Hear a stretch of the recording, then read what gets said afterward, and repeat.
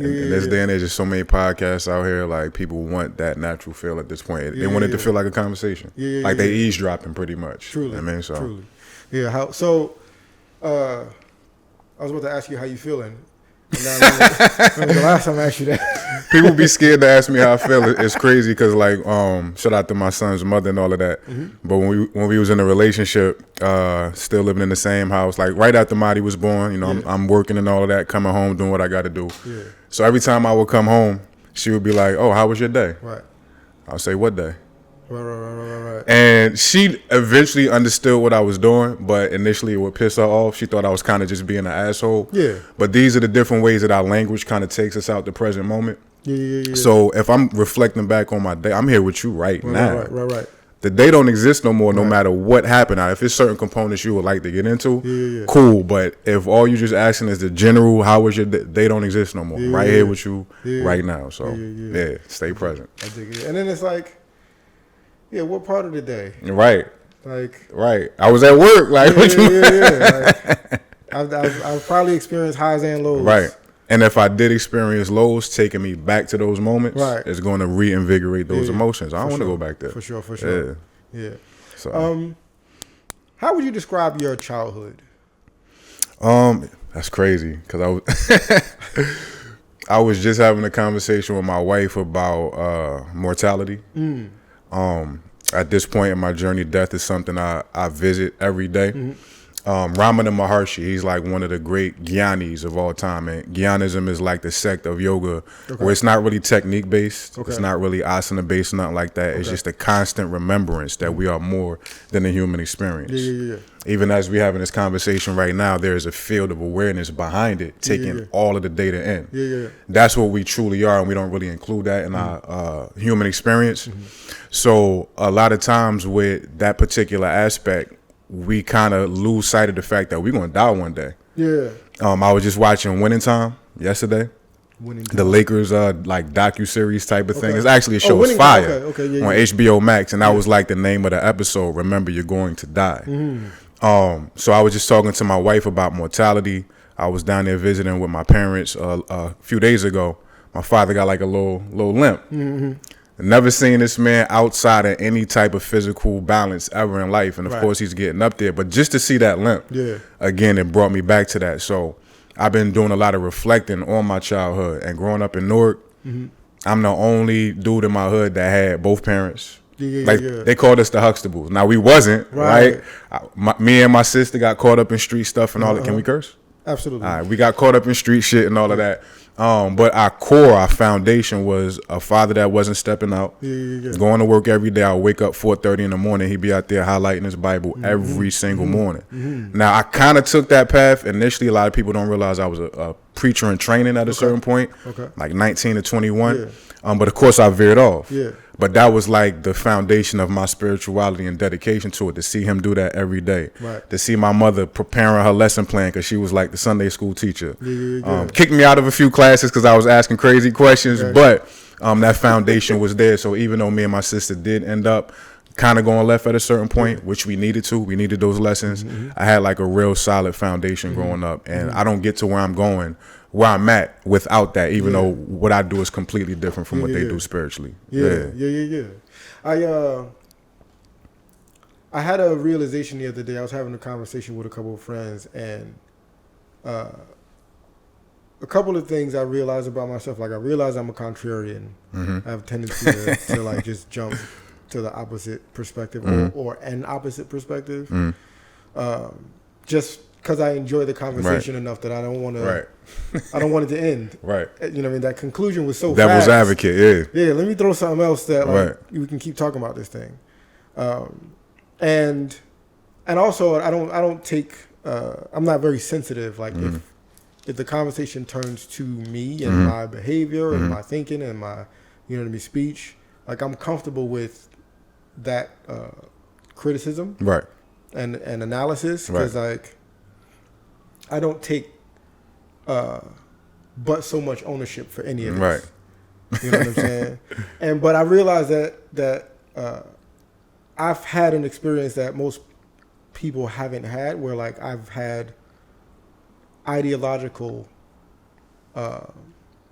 I've abandoned ideologies that I once held close. Likewise, yeah. You know what I'm saying? And so I have the opportunity now to see like the value and merit and legitimacy of like either side. Right. You know what I mean? Like I don't think anybody's wrong. Right. I just think I'm wrong in the wrong place. Right. So don't make myself wrong that way. I don't even believe in wrong. I don't believe in like that type of duality of wrong and right. It's interesting. When I was still a minister in training, mind you, I was like becoming like this star preacher at 19. I'm going all across this tri-state, coming into churches, tearing it down. But at that same time, when I went to college, and most kids is like, all right, I got the freedom to do what I want. I was like so indoctrinated with Christianity at that time, but there was certain components of it that just never made sense to me. Like benevolent God sending a soul to hell for eternity. Like some of that stuff just didn't sit right. Like the only way you can get to God is through Jesus. You know what I mean? So my time was spent, at least my freshman year, studying all different type of modalities, religions, philosophies. And philosophy became really big because I had this teacher, Daniel Kolak. First class, he came into the classroom. He kind of looked disheveled and all that. You had a suit on, but you could just tell he was a wild card, right? So before he says anything, he slams his stuff down. Mind you, it's like a huge college classroom. It's like 80 of us in there. He tells us, get in a circle, right? So everybody's moving their desks and all that. He still hasn't really said anything about himself. Kind of like I explained I do now, right? So he walks over to the first person, whispers in their ear. He says, send it around. So, of course, it took like 20 minutes to get all the way back around. And when it got back to the last person, it was completely different than what he said. Right. So that off top kind of piqued my interest in philosophy, something I had never been interested in. The more I read about it, all these different philosophers is popping up. And Xenophanes, right, who was actually like more so about numbers and stuff like that. But one of the famous quotes that I always keep with me, he said, all is but a woven web of guesses. So wherever somebody may be at on that stream of guesses, be where you are. If it conflicts with where I'm at, it doesn't matter, because at the end of the day, we have one planet, right? But we got what, 8 billion people almost? 8 billion different universes on here.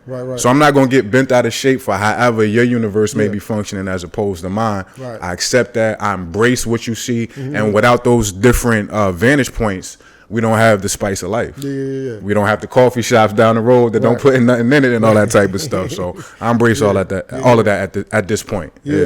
I like that woven web of guesses. All is but a woven web of guesses. A woven web of guesses. Because like at a certain level of analysis, the things that we use to create contention are also the things that provide understanding.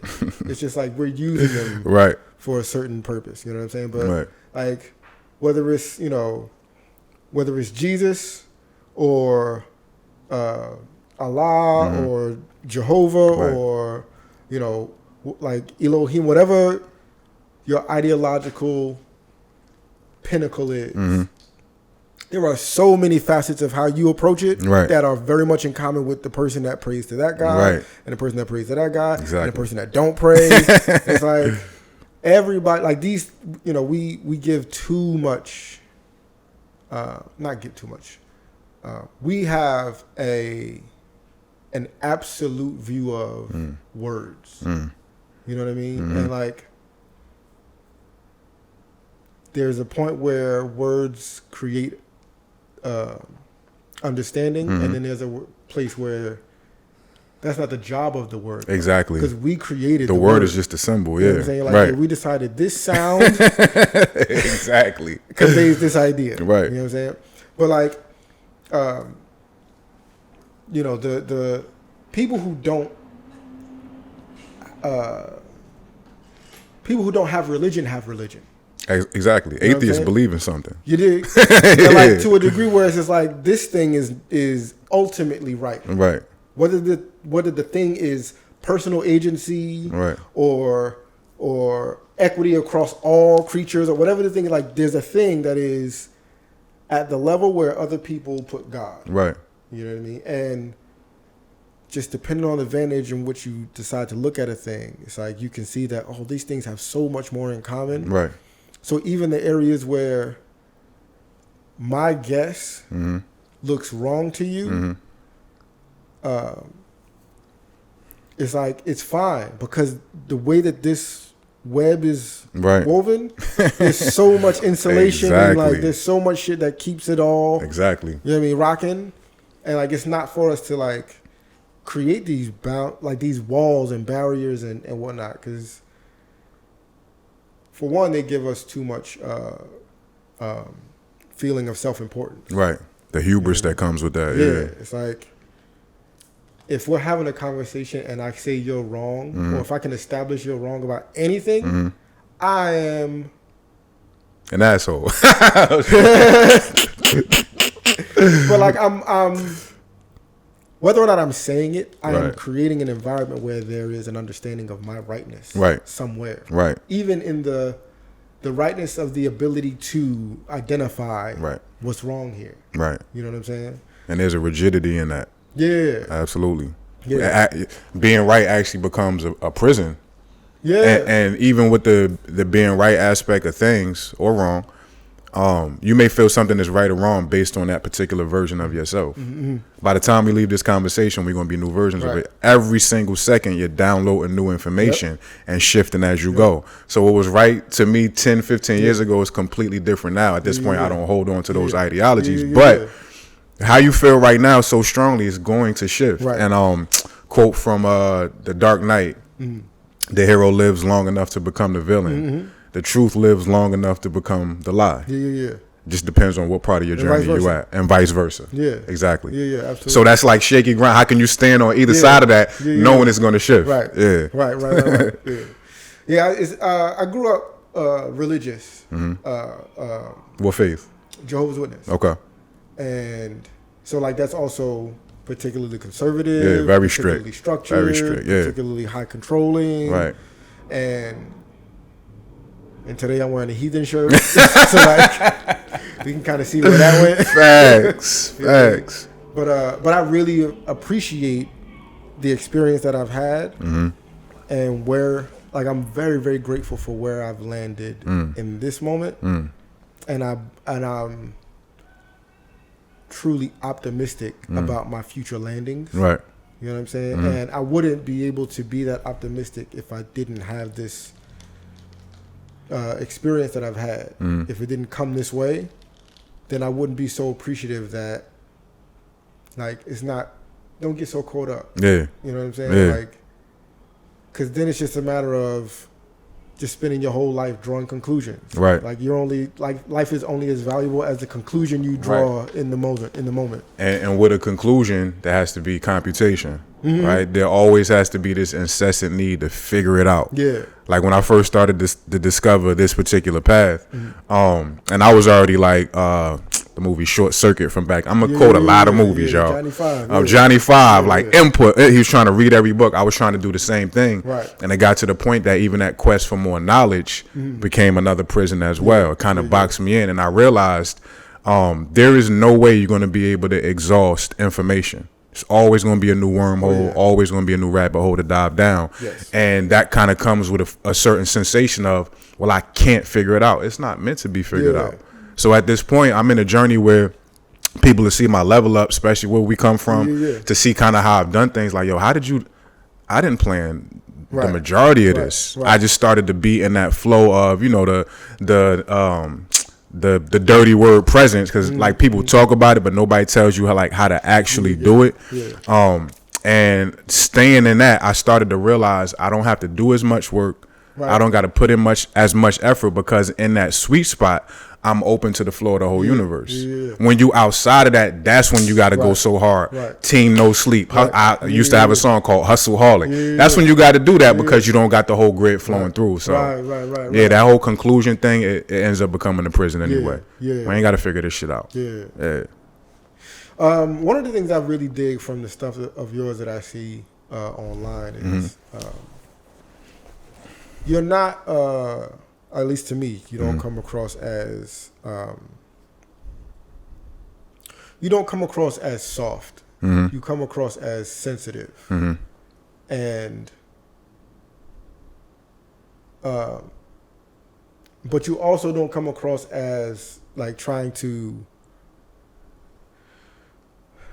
apologize for anything, like anything in the world at all, right? Facts. And you also don't come across as trying to make people feel better by how you frame them. You know what I mean? Like you speak rather plainly, right?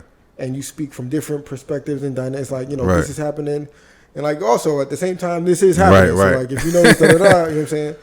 But you're just saying what you observe, Right. and to me, it feels good to hear because that type of talk, I think, encourages the listener to use their own ability of analysis and processing, Exactly. and, you know what I mean, computation, and like this is some observations. What'd you see? Maybe you saw something else. Maybe, you know what I'm saying? Nah, it's brings me to another conversation I had with when I was working at my last job. I knew it was gonna be my last job.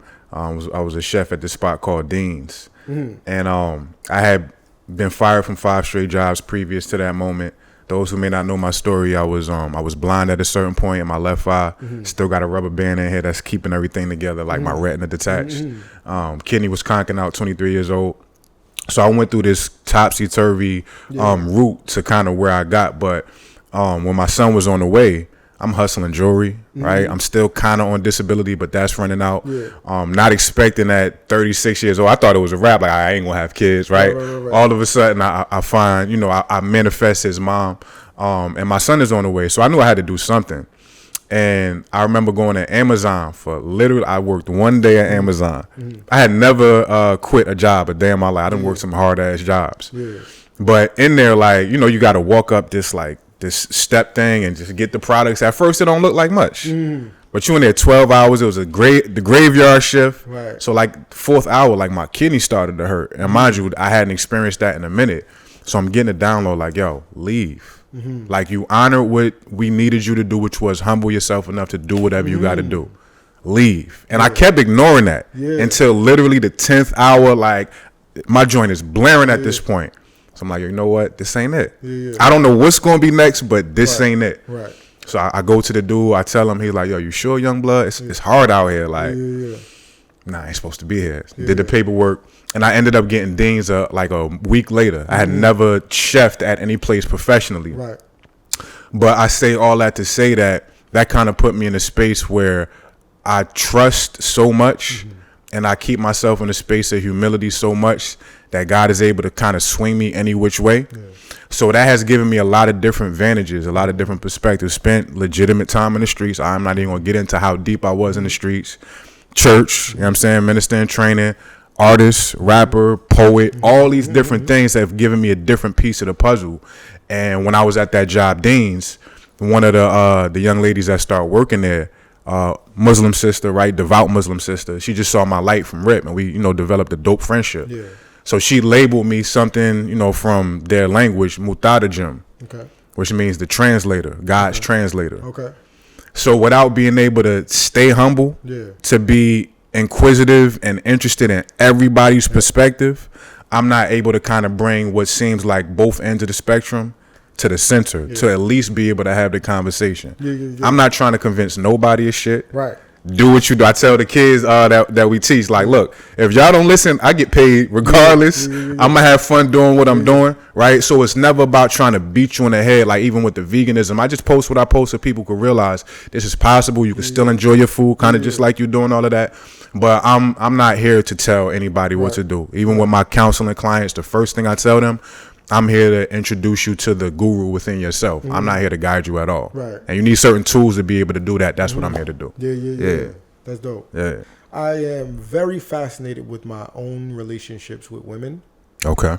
I'm very proud of my relationships with women. I'm very comfortable. I met you through a mutual woman friend. You know what I'm saying? So, like, I like the conversations around the dynamics between men and women And I think that these are really good opportunities because men and women, when a man and a woman is having a conversation, there is the tendency that areas where we disagree is because of the gender. Right. It's because we're on different sides of a river.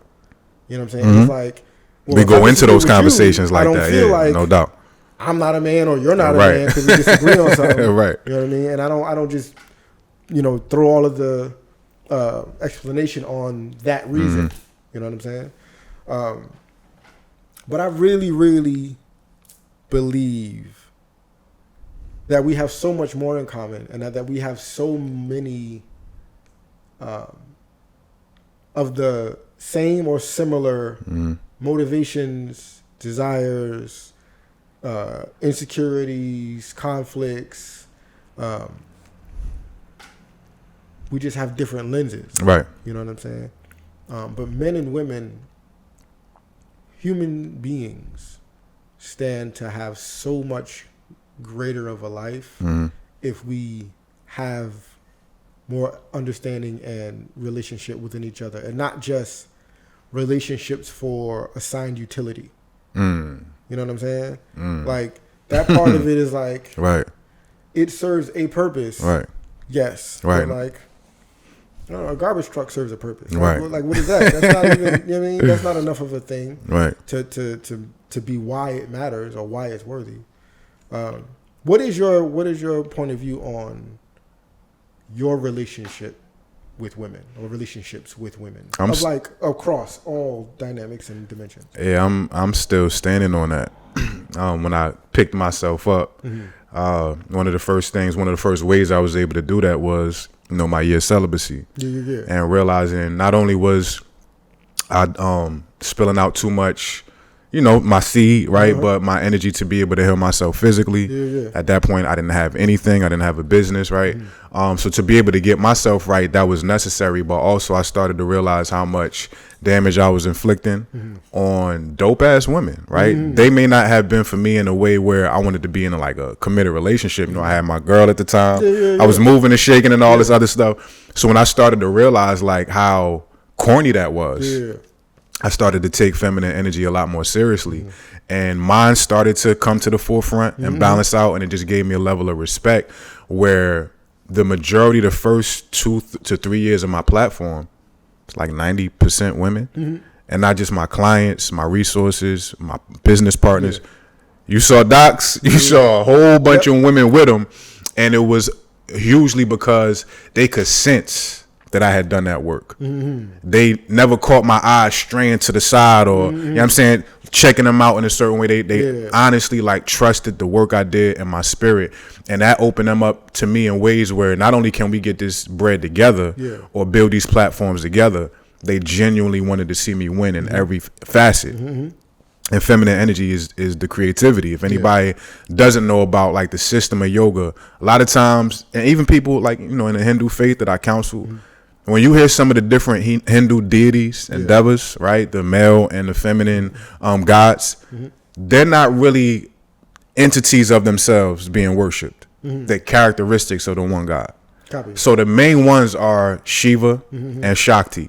So Shiva is the divine masculine, and that's that kind of awareness I was talking about. Doesn't have a form, doesn't have a shape, doesn't have a concept. There's pretty much no thingness there, the void. Off of that foundation, you have Shakti, which is the energy of creativity that has birthed the whole of existence. So if it's working like that on a divine level, it's also working like that as above, so below on a human level. So as soon as I got myself right with the feminine energy in my world, to this day, I'm still standing on that. And it led me to, even in a relationship, I'm about to move to Houston, with my wife. We cultivated our relationship long distance, even though it never felt like that to us, because true love doesn't know space and time, right? But she's paying the majority of the money for our house that's being built, right? We came into the relationship. I was doing fine on my own, taking care of my son, taking care of myself. She been lit. You know what I mean? So that, as far as the utility aspect, the world is telling me, well, I should view myself as less of a man, or she shouldn't see the value in me because she's doing that more than I am. But when you start to let go of those utilities, you start to realize how many opportunities we miss by staying in that rigidity of utility. Yeah. I've been able to provide things for her she's never experienced with a man that have nothing to do with financial currency, and vice versa. So yeah, that if a brother wants to level up, we want to think about our business plan. Bottom line, we want to get these portfolios done and invest in the women in your community. Invest in the women in your family, and not just because you could get something out of them, just because you respect that divine force that's moving through the women around you. Yeah. It's That was beautiful. Oh, thank you. We got one right here. Word. Yeah, I think it is corny. Yeah, like super it corny. feels corny to be that type of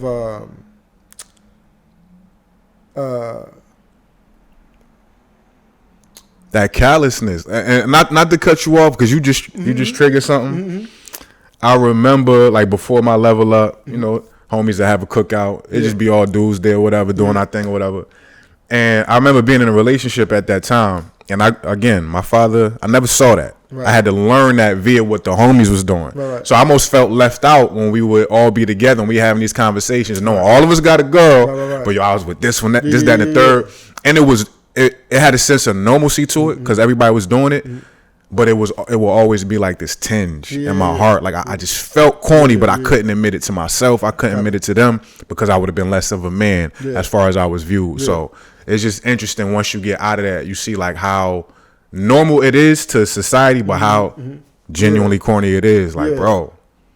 Yeah, and it's like, you know, what does that story, what did recounting that story actually afford you now? You know what I mean? Like, there is nothing that comes from that. Whereas when you operate through like equity and agency and respect and whatnot and genuine interest and not being a consumptive person, you know what I mean? Like, you actually get more things from it. You actually get more life from it. You get more opportunities from it. You get like, and things that you would have never manifested on your own energy. Because you weren't about that. You know what I'm saying? Like, you were about this thing that you wanted to achieve or to receive. You know what I mean? And once you got that, you're done. That's one of the main principles I function on. Like, even with me being quote unquote vegan, and again, these are just terms. Like, a vegan doesn't really exist. Right now, we breathing in microbiome, so we're still killing some type of material just in breathing, right? But even with that, like, it's not about morality for me. I just live based on the principle: don't take more than you need. So once I started, of course, it was to heal my kidneys and all of that, but I didn't go back to it because I realized I can sustain myself and I don't got to take a bigger form of life to be able to do so. So it's not about, don't kill the animals. At least not for me. It's just don't take more than you need. I don't need that no more. So I stayed in that capacity. You know what I'm saying? Yeah. The health, physical health journey has been really interesting to me. And I am very much just along the journey. Like, I haven't arrived. Check them posts out, yo. He be in there doing the thing. Thank you, fam. But like, when I think about like food, I forget where I heard. I think it was like Mike Tyson talked about this. Like, we're the only species that willingly poison ourselves. Facts. You know what I mean? Like, there's no other species that celebrates it. Yeah, right. Like, and we create industry for it. Right. Like the whole shit. And it's like there are things that are good for you. Just molecularly good for you. Like, there's not a commercial for it. There isn't a brochure for it. These things are good for you. You know what I'm saying? And there are things that are sold as good for you. You know what I mean? And there are things that are sold as not good for you, but worth the experience anyway.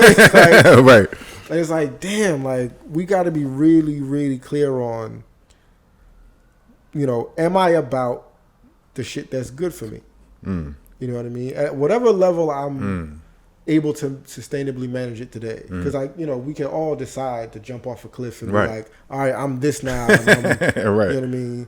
And then, you know, find ourselves on some weekend binge, Right. 2 months down the line, No doubt. because we couldn't really manage it. But like, doing healthy things makes you want to do more healthy things. Exactly. You know what I mean? And doing healthy things makes you want to explore, like, how do I make this easier to do? Mm-hmm. You know what I'm saying? Mm-hmm. Like, I'm blown by this thing right now. Mm-hmm. So I made almond milk Mm-hmm. the other day, right? And I'm like, cool. I made some almond milk. It came out great. Mm-hmm. You know what I'm saying? But then I'm Googling, like, what do I do with almond pulp? Right. What Because can you I don't do want to with waste almond the. pulp? 'Cause then it's like, you know what I mean? Right. Then I learned, like, well, you can, dry it out and make almond milk. Right. And you can grind that and make Right. flour, almond No flour. doubt. No doubt. And it's like, so when I had the almonds Mm-hmm. that I turned into milk, Mm-hmm. that I then turned the waste of that into flour, Mm. and I made pancakes with the flour and the milk. It's heavy. You know what I'm saying? Like, It's heavy. that makes all the sense in the world. Right. Like, I can't even compare buying store-bought almond milk, almond flour, Right. you know what I mean, to buying some almonds and making Right. all of this ample with it. Right. You know what I mean? And it's like, that's kind of similar to me, to the way, like, in terms of how you deal with people. It's like, if you deal with people the right way, there's just so much multiplicity. There's so much. Absolutely. Yeah. You know what I mean? Multiplying that happens of the goodness of it. Right. And when you deal with, I want this package of a person, I want this product of a person, That's and you only heavy. get that product. That's heavy. You know what I mean? Like, you don't get That's past heavy. what you bought. Wow. And that's low key, like the intimacy Yeah. of existence, like when you keep peeling back, because that's what healing is for me. Healing isn't about fixing anything. Wherever you may be at a particular point, even when I was out here thugging and doing what I was doing, that's what my soul needed to experience in that moment. Copy. Right. So for me, healing is seeing more of yourself, seeing more of your totality. It's not about fixing any particular thing. It may look like that as you see more, incorporate different things, but it's just about seeing. So I love how you put the package in, but when you do it yourself, you peel back those layers. Yeah. And there's a certain level of, like I said, intimacy and love, and realizing I can step down this piece of life, and keep honoring every single layer of it, just with something like almond milk, right, or almonds. Yeah. That starts to factor into your relationships, and you want to be able to maximize every aspect of your connection with a particular person, especially when it comes to somebody you may be laying with a romantic relationship with a woman and things like that. Right. So I can't even fathom. I can't say that. I understand why I was in that space when I was there, because I was so energetically deficient, and women are worlds of energy, right? Creative force. But now me having ascended into that aspect of myself, because men have it too. Yeah. Every man and woman has masculine and feminine energy. Once you tap into your own, you're less dependent on, what you doing? Yeah. You know what I'm saying? Knowing you don't really even particularly rock with this woman like that, but you just need to fill a void, you need to fill a hole in that moment. That kind of goes out the window, and now you're more interested in peeling back those layers. So I can do that with somebody I'm not in a romantic relationship with. Yeah. I could do that with a female friend. Absolutely. I could do that with a female client, a female business partner. I want to peel back all these layers, and that's still intimacy. That's still emotional polygamy or whatever. You know what I'm saying? Yeah, like, I don't have to engage with you on a physical sex level to still have intimate moments with you. Absolutely. Yeah, that's fire, bro. Yeah. That's fire. Remind me, I want to tell you about an idea that I want to share with you after this is over. Okay. But yeah, like there's like the more we see ourselves, Right. The better equipped we are to relate to others. Exactly. You know what I mean? Mm-hmm. Like I started to write. I bought this little book from Staples, small book, just for like when I have a thought or whatever. Like, if it's a finished idea or if it's just a kernel of an idea, but it's a premise or a thought that I want to write down to revisit. And so I wrote down this joint the other day. It's like, I'm not, for as long as I come up short for myself, I'm not allowed to give energy to somebody else's coming up short for me. You know what I'm saying? Like, I don't get to be like disappointed in somebody else for being whack Right. to me. Right. If I've been whack to myself in the past Exactly. 24 hours. Exactly. And in some way, I'm certain I've been whack to myself for the past 24 hours. You know what I'm saying? Like there's like,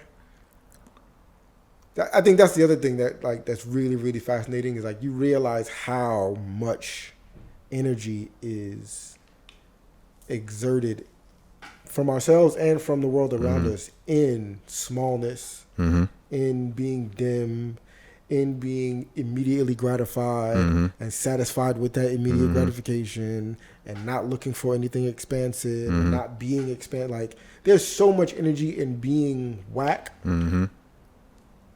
So like my self-talk is like this, like Right. there's not a day that goes by that I don't say something to myself that I would not abide somebody else saying to me. Right. You know what I'm saying? Absolutely. Like just some whack ass energy. Right. Like, yo, Right. don't go work out right now. Right. Do it this afternoon. I would think whoever said that was corny. Right. You know what I'm saying? Right. So Facts. don't be mad if somebody else does say that. I say that. Right. You know what I'm saying? Like don't give it to the rest of the world, you know, the title of being whack.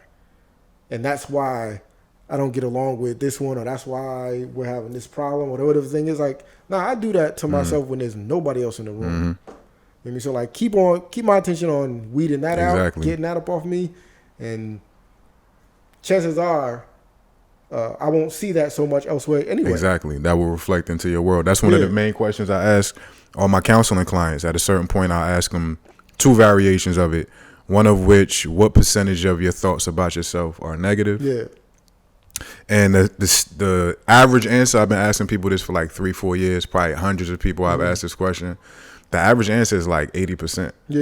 Right. And that's probably conservative. Exactly. I always tell people, if you told me 80, I'm gonna put you at 90, because it's still a certain level of it you don't want me to know. Yeah. And then the secondary question is, what percentage of thoughts about yourself are doubtful? How many different things do you say I can't about? Right. So as soon as I started to let go, and of course they still pop up. Yeah. This yogic, this meditative journey isn't about even locking into the pleasure principle of life. All of it is coming and going. Right. So you start to get comfortable with whatever's popping up, knowing it's only going to be here secondarily. Right. And it's going to pass. I'm not that. Right. I'm was able to observe the coming and going. Yes. But you start to get comfortable with recognizing those aspects of ourselves, like you said. And when you do that, the blame game stops. Yeah. Because when you blaming any particular person, there's always some level of palpability in what has transpired. Yep. So when you blame, you're doing this. Yeah. There's no reflectory aspect to it. Yep. And when you realize every single thing projects into your universe based on what you think, what you feel, then it's always a matter of, all right, well, what could I have done differently? Yeah. And that's all you become interested in. Yeah. Yep. What are you good at?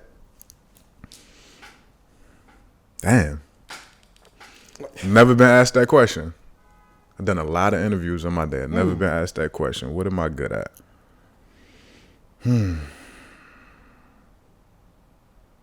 I can't, nothing. Being that I don't prescribe to good or bad, what's good for me? Oh, no. I don't mean in that way. I mean, what are you nice with? Like, what are you, like your style, your approach, when you put your touch on it, is cook food. Like Okay. I got you. You know what I'm saying? Okay. So yeah, I would say Dox is good with food. Of course, them bars. Even though like I'm kind of transitioning out of that space. I'm not saying I'm done with music. Okay. It's just you start to lose connection with those identifiers. Yeah. When you start to exist in this space. So when I feel compelled, I dig in that bag, but I'm still one of the greatest ever to do this. So yeah, definitely the music.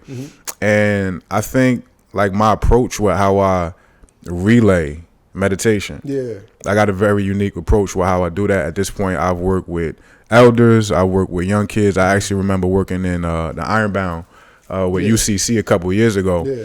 And we're doing a summer program, 40, 50 first graders run into the room all crazy, and like 10, 15 minutes in, teachers was popping their head in to see what was going on because they didn't hear nothing. They had never seen these kids that quiet. It's not because of me. It's because I am so invested in what has helped me heal, right? That I know how to relay that, and I've existed in so many different spaces like we talked about earlier. And they got to the point where they're deaf students. Some of them was deaf and blind or one of the other. I was able to even relay it to them. So being able to step outside of the moments when I'm actually in it, because when I'm a conduit. It's not even Dox there no more. It's just Source doing what it got to do through me. But outside looking in, when I look back at some of these moments, it's like, yo, that was lit. That was lit. So those are probably my main three things. I dig it. I dig it. I like, I don't know, whatever, the backstory on that is irrelevant. This is what I do. I want to know what you think about this. I'm super thankful that you're here right now. Likewise. I'm very, very thankful. I'm very grateful that you're here right now. I had this experience, and I've talked about it a couple of times, like on episodes that I've taped. But this is just so profound to me that I think it's worth repeating. So I had this experience in the gym. Right, I'm in the gym. It's like, I don't know, a week or two ago. And you remember that vocal group, Lady Smith, Black Mambazo? They were an African group. African vocal group is like a dozen, all men. Okay. Like a dozen of them. They singing, obviously great harmony. There was this concert that Paul Simon did back in the 80s. He did it in Africa. He had all these African acts come on. So like they came on, they did a set. Hugh Masekela came on, did a set. Miriam Makeba came on. They're like people who are like regarded as like world music, but happen to be from Africa. Got you. You know what I'm saying? So like really, really high level musicians and craftspeople. Lady Smith Black Mambazo has this song called Uno Mathemba, I think. And it's just this really beautiful song. Their vocals are really beautiful. It sounds African. It's just vocals. Like there's no instrumentation. Send it to me when you get a second. Absolutely. Yeah. And the song is playing, and I felt like playing the concert. It's a fantastic concert. It's like the Paul Simon concert. It's one of those joints. Right? Okay. And I'll play something for you after this too, if you want to hear it today. But I'm listening to this song, and for whatever reason, in my mind, I go to this idea of, for the sake of my life's work, my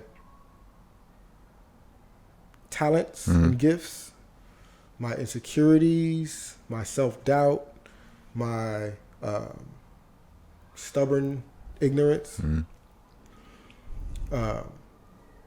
I created the delusion that all of my ancestors, all of them, are standing by my side. Like I am standing at the front line of an army of ancestors, right?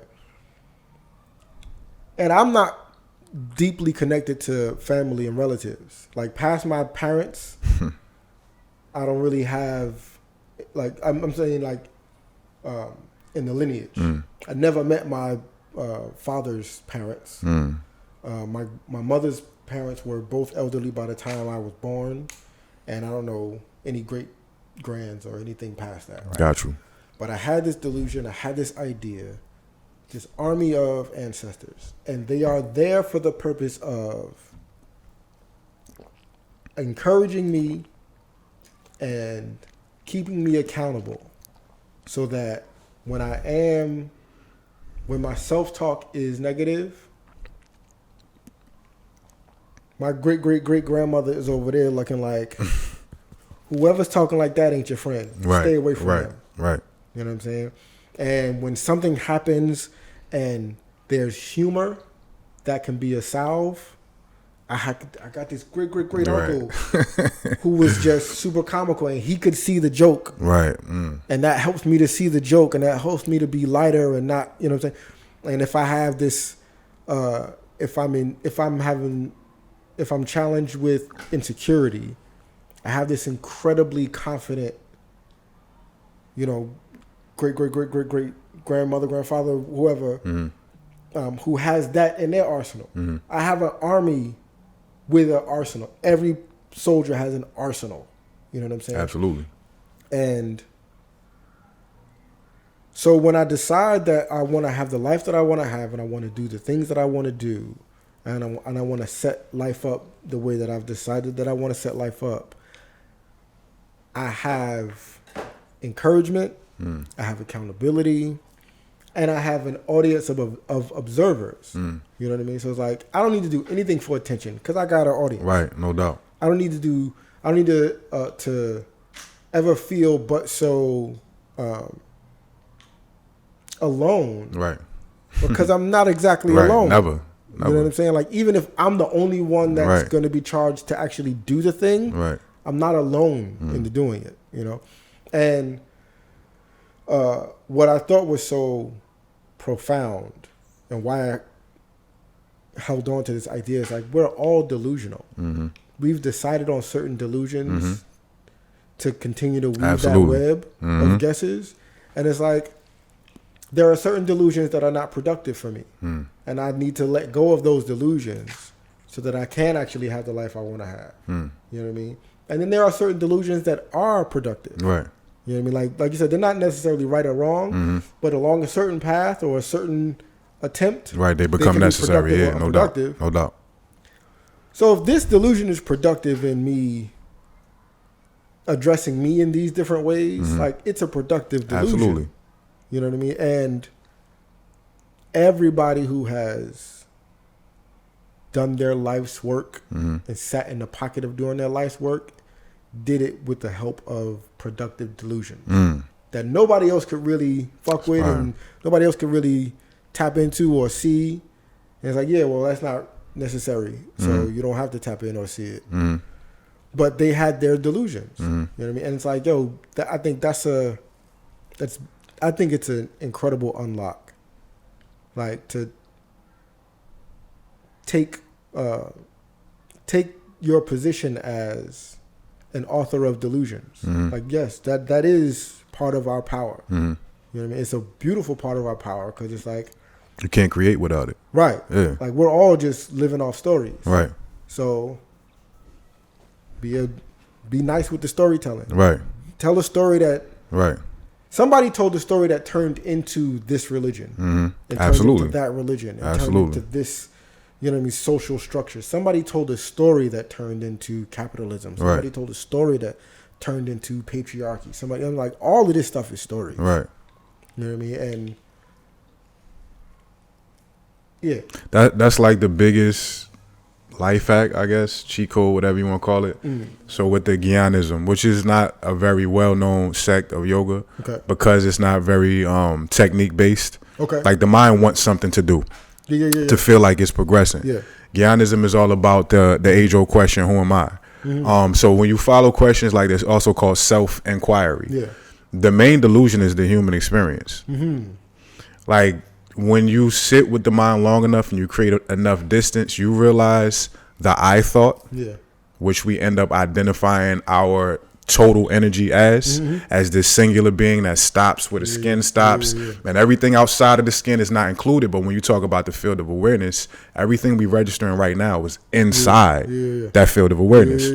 We can go to Africa tomorrow, see a huge scape at the Sahara Desert or whatever it is. It's still inside the field of awareness. So as big as a person's life is ever going to be, every single experience that you think is this over here was in you. So it's like the difference between the individual I thought and, again, language. The letter I, when we associate with that, you become small. You lock yourself into a small aspect of the delusion.